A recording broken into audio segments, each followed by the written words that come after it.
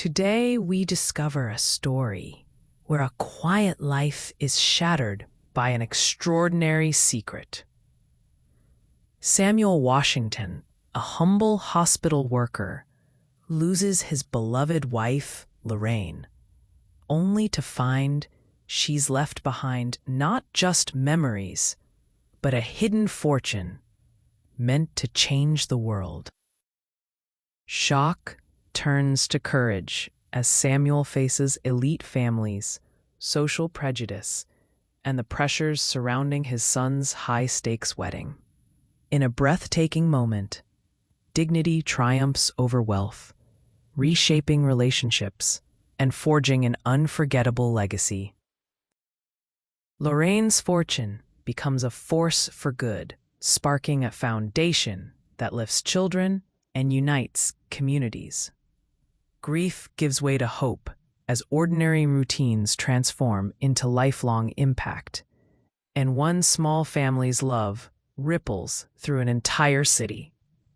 Subscribe and hit like. Our powerful stories add years to your life. Join our Story Lovers Club and let us know in the comments. Where are you listening from? Have you ever walked past a child sitting alone, her eyes filled with stories too heavy for her small shoulders, and wondered about the world that shaped her sorrow? This is not just another tale of hardship. It is an invitation to witness the unwavering spirit that survives where hope is nearly forgotten. Skolola was barely 12 years old, yet her life in the heart of Lagos, Nigeria, was rougher than what most adults will ever endure. Her skin was dark brown, sun-kissed, and weather-marked, her hair often tangled, but her gaze strong. Abandoned by her father, she lived under a battered street kiosk with her mother, Abini, whose struggles with mental illness colored every aspect of their existence. From early morning until night, the marketplace bustled and roared around them. But Skolola's world was painfully still, suffocating in poverty and loneliness. Her dreams felt as unreachable as the stars above the city's smog. Shalola had once attended school and cherished every moment she could grasp books and pencils, learning for 2 short years before the only person who helped her, her late grandmother, had passed away. When she was forced to leave, it felt as if life itself slammed a door shut, locking away all hopes for something better. The people of the market threw words sharper than stones. Madwoman, gutter girl. They hurled these cruel taunts daily, as if Skolola's suffering was a spectacle. Skolola's mornings began with the heavy burden of survival. She woke to the screeches of traders and the sounds of distant car horns mingling with her mother's erratic shouts. Sometimes, Abini was lucid enough to stroke Shalola's cheek and hum Yoruba songs, calling her princess, a reminder of a past Shalola never knew. But these lucid moments were fleeting, swept away by storms in Abini's mind that pulled her into unseen battles against ghosts at dawn or shadowy men at noon. Skolola's reality was a constant balance, protecting her mother from herself, from strangers, from the cruel laughter of vendors and customers alike. The cardboard they slept on was always damp, torn, a fragile barrier against the chill of the earth or the intense midday heat.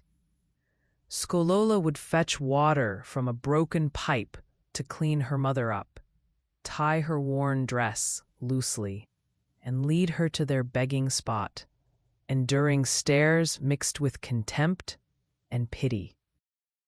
The day's beginning was never hopeful. It was only another round of hardship. The same faces, the same jeers, and the ever-present humiliation that threatened to swallow Skolola's dignity whole. Some came by and threw coins without looking. Others spat curses without care.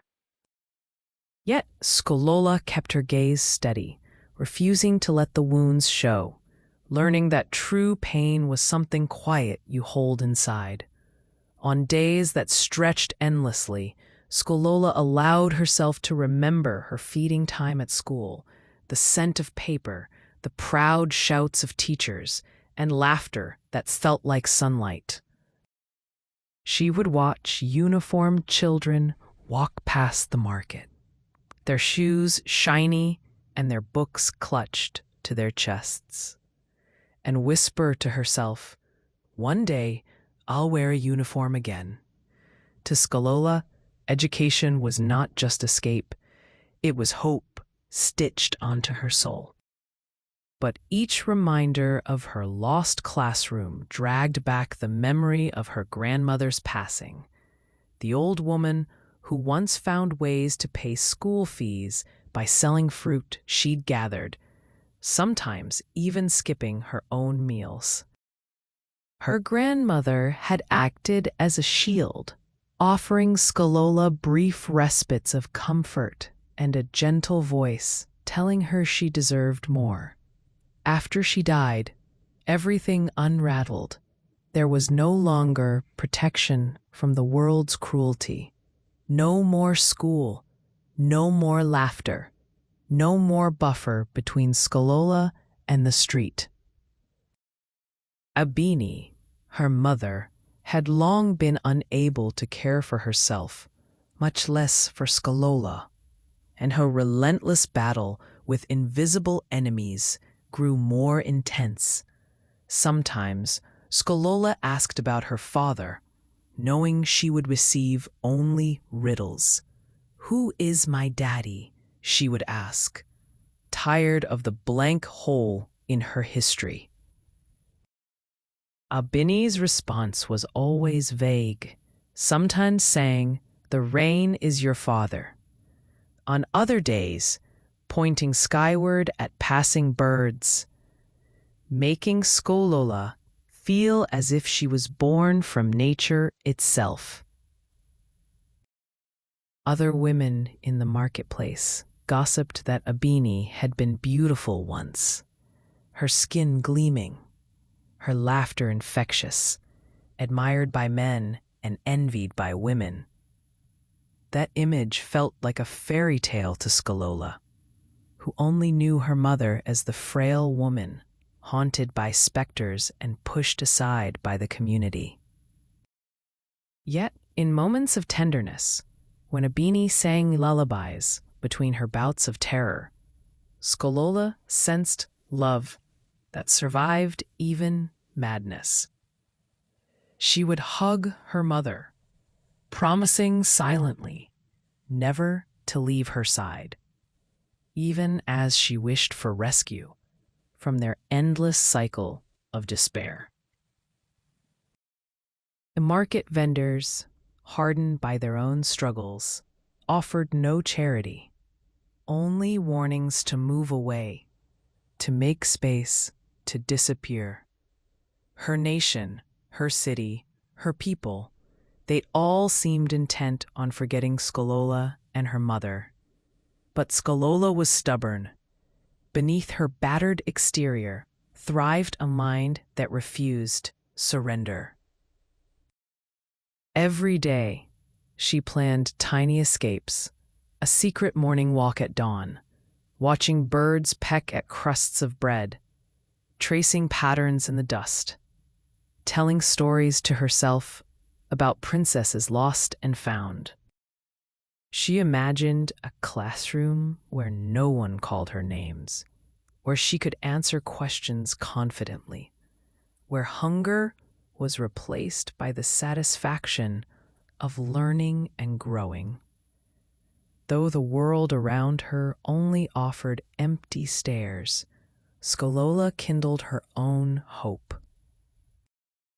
When Abini screamed at clouds or argued with her reflection in puddles, Shalola found ways to ground them both, holding on to safety in one another amidst the chaos and mockery of Lagos. She watched the children go by and whispered wishes toward them, believing somewhere, somehow, a miracle might just walk into her life and invite her to be a part of something normal. The city's roar became a backdrop to her silent prayers, each one laced with desperation for rescue, not just for herself, but for her mother too. The city of Lagos was relentless, its energy both intoxicating and overwhelming. Day after day, Skolola and her mother remained shadows on the periphery, never truly noticed unless it was to be ridiculed or dismissed. People hurried past, too busy or hardened to care, their faces unmoved by unbearable hardship in plain sight. Sometimes, on especially noisy mornings, when merchants hawked their wares with booming voices and Okada motorcycles darted between market stalls, Sholola would close her eyes and imagine a quieter place. In her mind, she pictured a tidy home shaded by tall mango trees, laughter ringing through open windows, tables set for dinner, and the gentle embrace of family. These fantasies kept her spirit from breaking. She clung to them tightly, especially in the evenings, when her mother's cries echoed and sleep brought little comfort. No matter how exhausting the day was, Skolola's hope was like a stubborn ember, refusing to extinguish. And even when her stomach ached from hunger, she let her dreams fill the emptiness inside her, a shield against despair. Yet misery was never far away. The rains would sometimes pour so hard that even the lamps on the street flickered in fright. Skolola and Abini huddled beneath their sloping kiosk roof, but inevitably, water found its way through cracks, chilling their bodies and drenching what little clothing they owned. If Skolola was lucky, she'd find a strip of dry cardboard to sleep on. Otherwise, she remained awake, rubbing warmth into her limbs, listening to her mother's restless murmurs.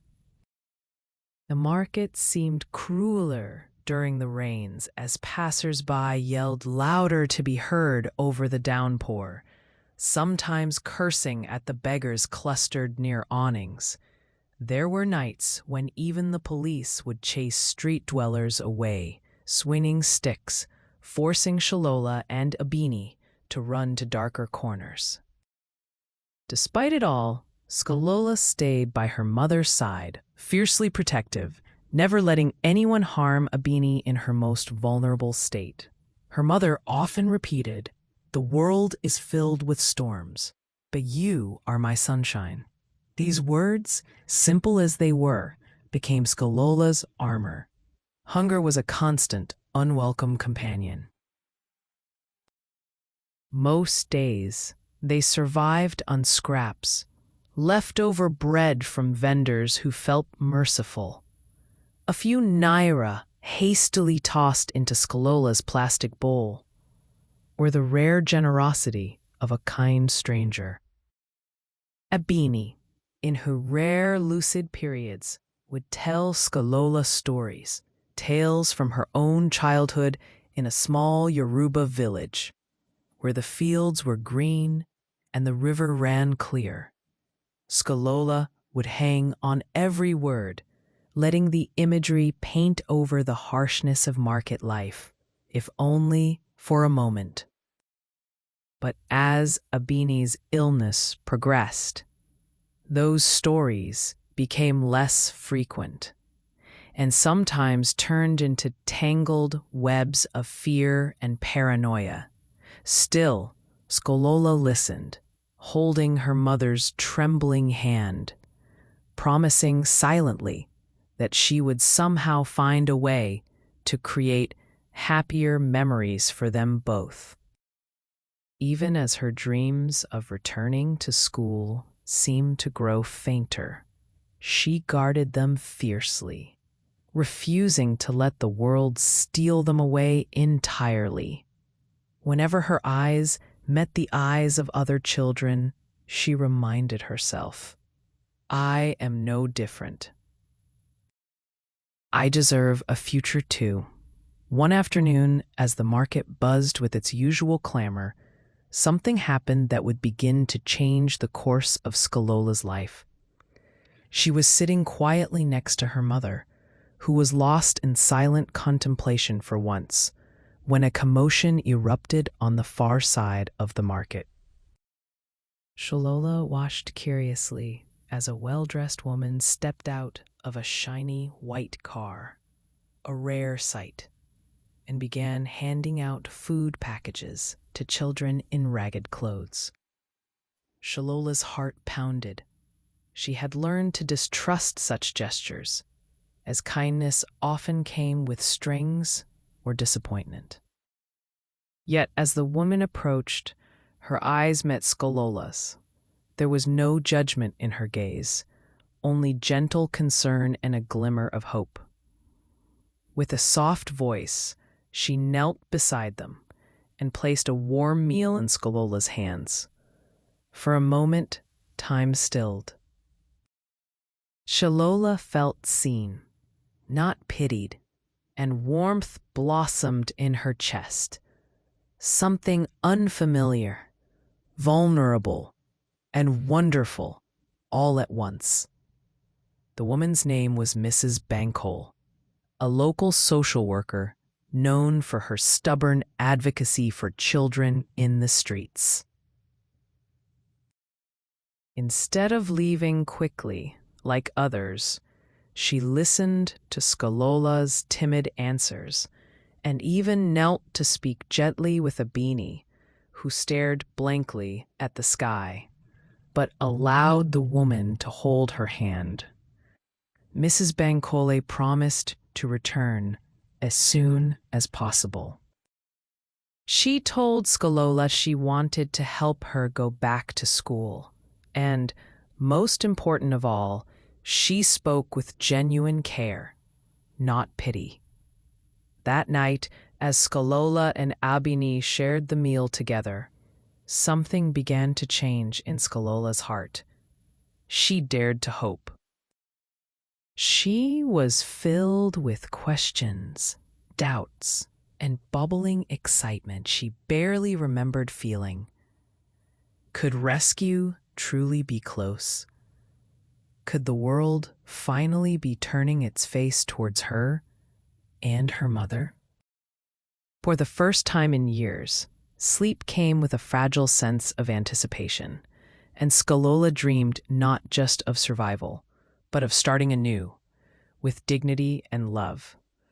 The following days stretched in an agonizing blend of anxiety and anticipation. Each morning, Skolola searched the bustling crowd, her heart leaping at every glimpse of a colorful headscarf or every car that slowed near their makeshift shelter. She tried to hide her hope, fearing its betrayal, but she couldn't help glancing repeatedly at the market's entrance. Abini noticed her daughter's restlessness and in rare moments of clarity would ask, "Are you waiting for an angel today?" Skolola could only smile shyly, tucking the possibility deep inside her chest. She still faced the daily grind, fetching water, unfriendly jeers, guarding her mother, and enduring hunger. But inside her world was subtly shifting. The idea that someone cared enough to return for her, to promise even a day in school was so enormous it felt almost dangerous, as if hope itself might leave her more vulnerable. On a cloudless Wednesday, the miracle happened. Mrs. Bankole returned, her arms full, not just with food, but with books, a new blue uniform, and a sturdy pair of shoes. Seeing her, Skolola's knees nearly buckled with gratitude and disbelief. The vendors and market children watched, some with curiosity, others with envy or skepticism, as Mrs. Bankole crouched down and whispered, "Are you ready for your first day?" The social worker's car was waiting, doors open, warmth and possibility flowing from within. A beanie, sensing the gravity of the moment, became uncharacteristically quiet and allowed herself to be gently led by the arm. As they drove from the familiar chaos of the street, the sights changed. Markets gave way to tidy schoolyards and painted buildings. Shalola pressed her face to the window, drinking in every detail, heart pounding with anticipation and terror. This was a world she had never truly belonged to, but had always dreamed of. The first steps inside the bright school were overwhelming. Skolola was greeted by rows of desks, walls covered in colorful drawings, and the subtle rattle of chalk on blackboards. Though she was older than many in her new class, the headmistress smiled for her, introducing her as a very special girl with a bright mind. Skolola's uniform, still stiff from newness, felt almost magical. She kept touching the fabric to be sure it was real and not one of her fantasies. Mrs. Bankole promised to help her mother as well, referring Abani to a clinic where she could finally receive care beyond the neglect and mockery of the street. For Skolola, this day marked the slow unraveling of years of despair, a gentle introduction to an ordinary life most take for granted. The other students watched her with a mix of interest and wariness, but Skolola sat tall, knowing this was a second chance she would never take for granted. Despite this new beginning, challenges remained. Skolola's first weeks at school were colored by awkward silences and sideways glances. Her classmates were curious but cautious, unsure of how to approach a girl whose history was whispered about by teachers and gossiped about by cleaners. Some days were painfully lonely. She wanted to shrink away when reminded she had lived on the streets. But Skolola powered through, propelled by the memory of cardboard beds and hunger pangs and her mother's trembling hands. She worked hard, answering questions and practicing her reading late into the night, determined to prove her place in this world. Every new lesson learned felt like a victory, not just for herself, but for Abini too, whose health, under the guidance of kind doctors, slowly began to improve. School became her haven, a place safe from the vicious winds of the street and a gateway to a different, gentler tomorrow. Time passed and small changes brought profound comfort. Skolola made her first friend, a girl named Kemi, who admired her unbreakable will and gentle wisdom far beyond her years. Together, they swapped stories and shared laughter, awakening a happiness inside Skolola she hadn't known was possible.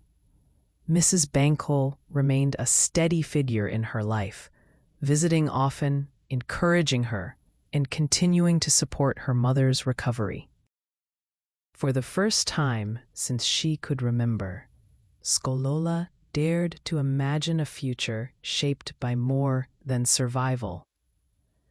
She pictured herself as a teacher, transforming other lost children's worlds, just as her own had been transformed. The scars of the past had not faded, but now they reminded her of everything she had conquered. Hers was a legacy of courage, a reminder that even in the darkest corners of the world, a single act of genuine kindness can spark the flame of hope and change a life forever. With each passing term, Shalola's confidence grew. She learned not only arithmetic and science, but also how to trust, how to laugh out loud, and how to accept kindness without fear of it being snatched away. She participated in classroom debates, her voice ringing clear and strong, sharing insights formed by her unique life's perspective. For homework, she wrote essays about resilience, describing how she and her mother survived the storms, both those from the sky and those inside the heart. Her teachers began to see not the gutter child whispered about in the market, but a quietly remarkable student who braved more than most and came out shining. Shalola's empathy for others became her gift. She befriended the shy and lonely, and she helped classmates solve their problems after lessons. Even at such a young age, maturity radiated from her, a wisdom shaped by suffering, but softened now by new friendships and the promise of a brighter future. Meanwhile, Abini's life was changing as well. Doctors at the clinic understood her illness, treating her gently and with respect, providing her with medicine, therapy, and a room to sleep in that was not open to the elements. Shalola visited every weekend, sharing stories of school and recalling moments of happiness from their former life together. The nurses noticed that Abini calmed whenever her daughter entered the room, often singing fragments of those old Yoruba lullabies. As her mind grew clearer by degrees, Abini began to ask about Skolola's classes, her teachers, her dreams. They started to make plans for the future together. Someday, perhaps, a small home where they would live free from ridicule, with doors that locked only to keep the world's chaos outside.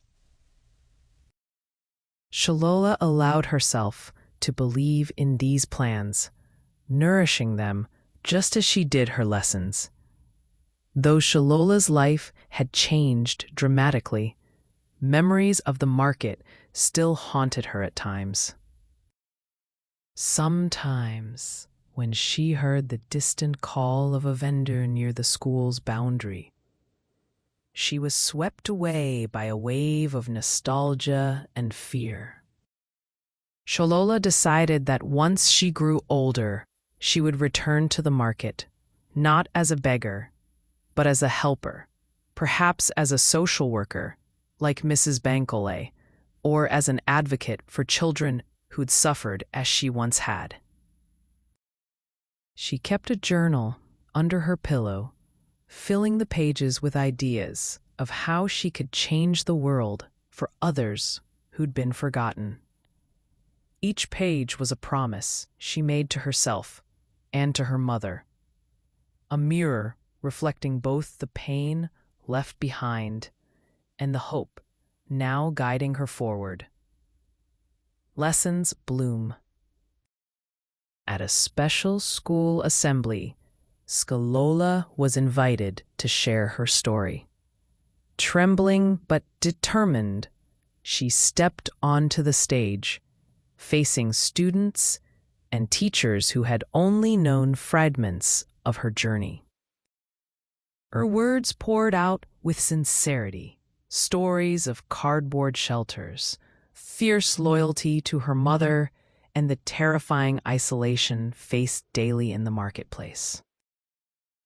"But I also learned," Shalola said, her voice steady, "that kindness can change everything, that courage can grow even in the hardest places."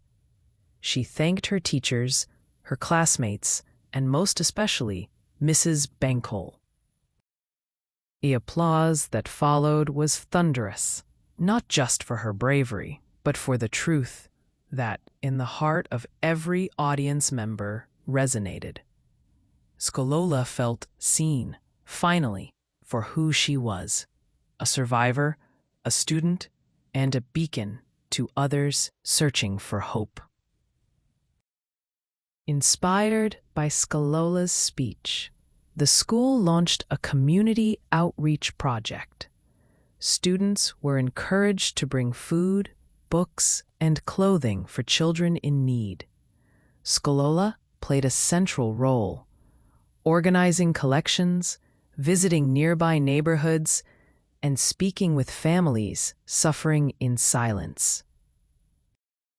With every gift shared, she remembered the cold, hungry nights of her past and made a silent vow never to let another child feel alone or invisible. Skalola became a symbol throughout the school, proof that no one's story is finished until hope is given room to grow. She taught her classmates the true meaning of empathy, inspiring even the most privileged to look beyond their own lives and reach out to those less fortunate. In the embrace of community, Skalola's legacy began to bloom, and her dreams stretched beyond school walls, radiating into the future. In the years that followed, Shalola continued to excel in her studies. She rose early, loving the quiet promise of each new morning. Hard work became her rhythm, and determination her guide. She earned scholarships and awards, her story now one of transformation and persistence rather than defeat. Head teachers and local leaders visited her classroom, eager to meet the girl who had overcome so much. Skalola's smile grew brighter, her posture prouder. On weekends, she still visited the market, sometimes pausing near her old shelter to give a kind word or share a meal with those still struggling. She never forgot the pain she'd once felt, nor the lessons it taught her about patience, endurance, and gratitude. Every achievement, no matter how small, she dedicated quietly to her mother, her late grandmother, and the hope that had kept her alive when everything else seemed lost. Abini, too, found her own kind of renewal. Lessons bloom. Though there were still dark days, her mental health continued to improve under careful treatment, and she came to depend less on the clinic's shelter. One afternoon, she joined Skalola for a school event. Sitting quietly among the parents beneath a broad-leaved mango tree, tears traced her cheeks as she watched her daughter recite a poem about light following darkness and the promise of new beginnings. Afterward, mother and daughter embraced, surrounded by applause and the gentle murmur of pride.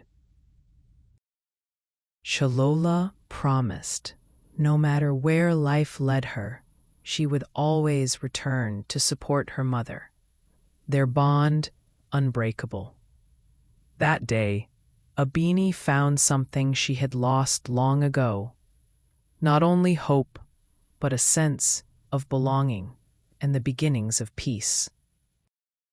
As Skalola grew older, she began sharing her story at youth conferences and community gatherings, always emphasizing the power of kindness and the importance of support for those struggling in silence. Her moving words inspired volunteers, galvanized donations for local shelters, and encouraged bold conversations about poverty, mental health, and forgotten children. The people who had once turned away from her in the market now smiled with respect or offered shy greetings. Teachers at her school asked her to lead outreach trips and peer mentorship programs. Skolala poured herself into each opportunity, remembering the promise she made so long ago under the market's battered awning. She worked tirelessly so that no child would have to endure what she had, her life now a bridge between worlds. One bright afternoon, Skolola was invited to the governor's mansion, where she received an award for her advocacy and academic achievements. Dressed in a borrowed gown and shoes, her hair twisted with colorful beads, she stood before dignitaries, donors, and fellow students, accepting the honor with grace. When asked to speak, Skolola's voice was steady and strong. It doesn't matter how small or forgotten you feel. Your story matters. There is always hope, as long as someone believes in you. The crowd rose in a standing ovation, many wiping away tears. As she glanced into the crowd, Skolola saw Mrs. Bankole, who gave her a proud and reassuring nod. Skolola realized then that her journey was no longer just about survival, but about spreading that fragile, powerful flame of hope to as many as possible. Skolola's journey was far from over, but her spirit was no longer weighed down by loneliness and fear. Every step forward, she carried the lessons of her past, the value of compassion, the cost of injustice, and the resilience that grows in even the harshest environments. She dreamed not only for herself and her mother, but for all the invisible children who waited, somewhere, for a helping hand. The city of Lagos still buzzed with hardship and noise, but Skolola saw beyond it now. Her eyes filled with the promise of many tomorrows. Whatever challenges lay ahead, she knew she had the power to change her world, and she would spend her life helping others believe the same. Years later, Skolola stood at the front of a crowded hall, transformed from the frightened child hiding in the shadows of Lagos's busy markets to a confident young woman and respected leader. The walls behind her displayed banners of her foundation, a non-profit organization she herself had established to support homeless children and their families. Rows of attentive faces watched her, many of whom had once experienced the very hardship Skolola spoke of. When she took the podium, her voice rang with conviction, compassion, and hope. "We may not be able to change every circumstance," she began, her eyes meeting those of children and volunteers alike. "But together, we can replace fear with hope and loneliness with love. I stand before you as living proof that genuine kindness has the power to save lives." Throughout the hall, There was a hush, as if everyone was holding their breath. The power of her simple message was almost tangible. Shulola continued, sharing stories not just from her own childhood, but those of the many children her foundation had reached. Children who had once slept on the roadside or under market stalls, now reading, smiling, and daring to dream. Lessons bloom. The applause came not only from gratitude, but from recognition. In Skolola, they all saw the possibility of transformation through compassion and persistent action. After the event, Skolola made her way outside, where a small group of street children stood hesitantly by the foundation gates. Unlike many adults who ignored or scolded them, Skolola knelt to their level and greeted each one by name. She listened to their stories, jokes, and worries, sometimes offering food or warm clothes, but always making sure to share laughter, a universal language that transcended every hardship. With her was Mrs. Bankole, her loyal mentor, whose hair had grown grayer over the years, and Kemi, whose unwavering friendship had turned into a dynamic partnership in advocacy. Together, they discussed plans for the week: counseling sessions, skill-building workshops, art clubs, and mentoring meetings with older children who had grown up through the Foundation's programs. Skolola had come to understand over the years that sustenance alone was not enough. Rebuilding a life required trust, patience, education, and most vitally, true acceptance. On days when self-doubt threatened to paralyze her, she remembered the bitter nights shivering on the cold stones of the market, and she chose, each time, to let love guide her actions. She believed in the sacred obligation to ensure that compassion reached those most wounded, especially the invisible children still waiting for their chance. At home, Skolola's mother, Abini, watched her daughter's journey with profound pride and gratitude. The years of despair and confusion were behind them. With Skolola's encouragement, Abini had found her own small purpose, working at a local bakery where she kneaded dough and greeted customers each morning. The routine helped steady her mind, and her illness, once overwhelming, was now managed and no longer defined her. Occasionally, mother and daughter walked together to visit struggling families, where Abini would quietly share her story with other mothers lost in the same darkness she had once known.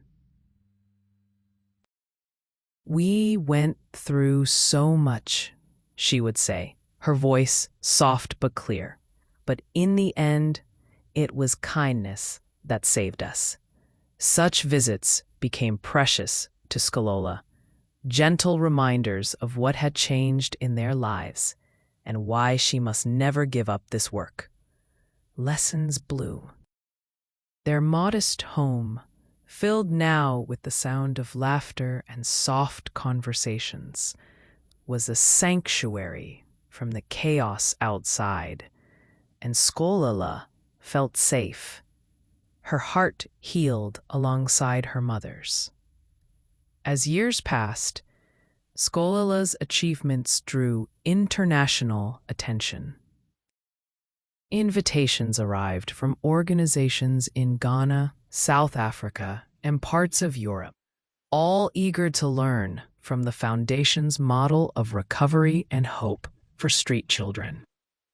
Skolola's story appeared in newspapers, on television, and in a feature-length documentary that won awards at several festivals. But she remained grounded, endlessly returning home to Lagos to renew her dedication to the city's most vulnerable. Under her leadership, the Foundation's community centers expanded across the city, turning spaces once occupied by neglect and fear into places of safety, learning, and creativity. In the sprawling market where she had once huddled for shelter, a new center now stood, walls bright with murals of children reading and painting, adults dancing, and everywhere smiles blooming. Each time Skolola walked by, she was greeted by laughter, and sometimes shouts of thank you from children chasing each other through the playground. She saw in their shining eyes a reflection of herself, the frightened girl she once was, now transformed by the promise that no life was too broken to mend. One rainy evening, Skolola sat beside her mother in their kitchen, pen in hand, writing in her journal as soft rain pattered against the windows. With the warmth of their home surrounding her and the city's distant lights twinkling beyond, Skolola reflected on the arc of her life, the treacherous beginning, the hands that reached for her in the dark, and the slow, determined climb toward safety, healing, and purpose. My journey began with fear, but it will end in hope, she wrote. The world will never be perfect, but every act of genuine love, a meal given, a lesson taught, a gentle word, or a caring hand, raises another child from despair. I am no longer invisible. I am a torchbearer, lighting the way for others who follow. Abini, sitting close, read over her shoulder and smiled, her eyes shimmering with unshed tears, not of sadness now, but of pride and gratitude. Outside, the storm faded to a gentle drizzle. Inside, mother and daughter shared a profound peace, certain their story would ripple outward, touching many lives still waiting in the darkness. Their legacy, born of suffering and built through love, was now indelible and strong, passing from one generation to the next like an unbroken promise. Many evenings at the Foundation became celebrations of progress, hope, and togetherness. Skolola's home was filled with laughter, the aroma of shared meals, and conversations that spilled late into the night. Friends gathered in the small living room, former beneficiaries who had grown into mentors and volunteers, educators, and community organizers. At the heart of these gatherings, Skolola told stories that reminded everyone how far they had come, from the uncertain nights under market awnings to the warmth of community. Academic achievements were honored, big and small, as were personal victories. A girl's first published poem, a boy's acceptance letter from university, a local mother who began her own business selling handmade crafts after attending foundation workshops. As each milestone was celebrated, Skolola felt renewed, her faith in the transformative power of kindness reaffirmed. Kemi, still Skolola's closest friend and now a project manager at the foundation, often led games and encouraged younger children to dream even bigger. "You are proof," she'd say, looking at Skolola, "that every child's future can be rewritten." The air was filled not just with joy, but also the solemn recognition of struggle, stories of failure, heartbreak, and the slow process of healing, never swept under the carpet, but shared openly so that no one ever felt alone. Shalola realized these collective moments of reflection and hope were exactly what she had longed for all those years ago, when loneliness seemed to stretch endlessly ahead. As her foundation grew, Shalola realized that compassion needed to be paired with strategic thinking and knowledge. She began attending management and leadership courses tailored for social sector professionals, studying late into the night after finishing her daily rounds at the centers.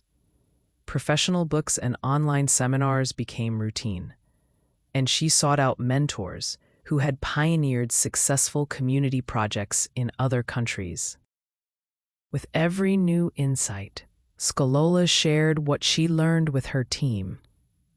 The structure of the foundation evolved. New positions for lawyers, psychologists, teachers, and health workers were created. The staff, once a handful of volunteers, became a robust, multidisciplinary force. Regular meetings fostered innovation, educational initiatives, mental health support, advocacy campaigns, and efforts to reunite families. Shalola insisted on transparency, ethics, and training, understanding that sustainability meant empowering others to lead. Thanks. As she watched her younger colleagues organizing events and guiding children through challenges, she felt immense pride. The foundation no longer depended on her alone. It had become a network powered by shared belief and collaboration. Shalola saw the change ripple outward, not just in numbers or resources, but in the swelling of hope throughout communities that had once felt isolated and forgotten. The idea that every child could be supported, every life redeemed, was not just a dream. It was now a growing reality.